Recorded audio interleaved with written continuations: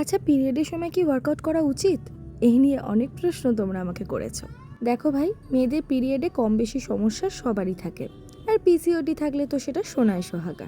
আজকে তোমাদের এই সমস্ত প্রশ্নের আমি উত্তর দেব, তার আগে দেখো আজকে সকালটা কি সুন্দর আর স্নিগ্ধ। আগের দিন রাত্রে কেচে রাখা কাপড়গুলো তুলে নিলাম, কারণ বাইরে প্রচণ্ড হাওয়া দিচ্ছে, যে কোনো সময় উড়ে যাবে। আজকে সারাটা দিন বাড়িতে আমি একা। মাঝে মাঝে এই স্বাধীনতা পেতে মন্দ লাগে না। বাঙালি হয়ে সকালে এক কাপ চায়ের কাপে চুমুক না দিয়ে আমি জিরে জোয়ান জল খাচ্ছি। এই সমাজ কি আমায় মেনে নেবে? কে জানে। ক্লাসিক্যাল মিউজিকের প্রতি আমার ভালোবাসা ছোটবেলা থেকেই, আর ক্লাসিক্যাল মিউজিকে ওয়ান অফ মাই ফেভারিট হলো কৌশিকী চক্রবর্তী।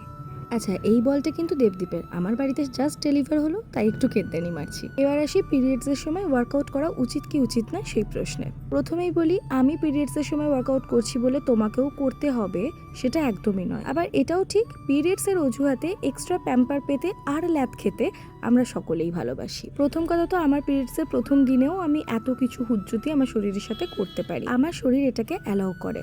কিন্তু তোমাদের যদি পিরিয়ডসে খুব বেশি প্রবলেম হয়, তাহলে এত কিচ্ছু করার দরকার নেই। কিন্তু একেবারে শুয়ে বসেও সময়টা কাটিও না। ফিজিক্যাল অ্যাক্টিভিটি কিন্তু সব সময় দরকার। দেখো, জ্ঞান দিতে দিতে আমার ওটস অমলেটও রেডি হয়ে গেছে। আজকে তোমাদের জন্য সহজ প্রশ্ন হলো, বলতে পারবে এটা কোন সিনেমার গান? যে সঠিক উত্তর দেবে তার নামটা পরবর্তী ভিডিওতে নেব। স্নান করে আমি ঠাকুর প্রণাম সেরে নিলাম। দুপুরে আজকে একদম সিম্পল খাবার করেছিলাম, তাই আর ক্যাপচার করিনি। বিকালবেলা দেবদীপ এসেছিল, দুজনে কফি খেয়ে বেরিয়ে পড়লাম আজকে চৈত্র সেলে শপিং করতে। বেসিক্যালি দেবদীপেরই কিছু গিফটিংয়ের জন্য কেনাকাটা করার ছিল, আর এই জন্য আমি বলেছি আমাকেও বকশিস দিতে হবে, আর আমার বকশিস হলো একটা নাইটি। মাঝে সাঝে এমন অন্যায় আবদার করলে মন্দ কি। কেনাকাটা করে বাড়ি ফেরার পথে আলাপ হলো দুই লাভবার্ডের সঙ্গে, যারা প্রকৃত অর্থে ভালো বাঁচতে জানে আর ভালো রাখতে জানে। এই ভিডিওটা অলরেডি তোমরা আমার চ্যানেলে তো দেখেইছো। আমাকে বোধহয় জীবনের লাস্ট বেলুনটা বাবাই কিনে দিয়েছিল, আর তারপরে নিজেকে দেওয়া সবচেয়ে দামি বেলুন হলো এইটা, যেটা আমি আবার এই পুচকুটাকে দিয়ে দিয়েছি।